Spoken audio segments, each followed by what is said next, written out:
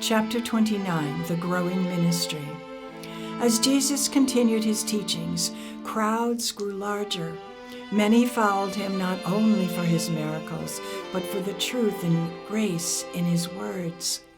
Among them were women who had been healed of illnesses and freed from demonic possession, standing in reverence toward both Jesus and his mother. One evening, Mary was seen carrying heavy vessels to the town's well, assisted by Peter and John. Later, as they shared a simple meal, Mary spoke softly, her words filled with wisdom. The disciples listened intently, cherishing her guidance. All but one sought counsel from our Queen and her Son. Yes, one of them struggled. Though Judas followed Jesus, his pride resisted grace. Despite the special kindness of Mary and her son, he grumbled and sought to place himself above the others. One night, Mary walked beside Judas, gently taking his hands in hers and pressing a tender kiss upon them.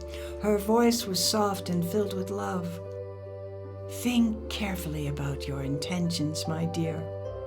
You will falter, but my son will always offer you mercy if you are willing to accept it."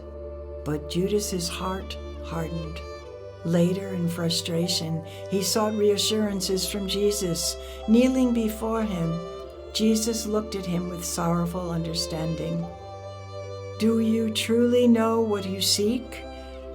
Do not chase after honors that may lead to your downfall." Judas insisted, "Master, I deserve to serve you, for I am more suited than the others." And with that, his fate was sealed. For while many embraced the light, his heart turned toward betrayal.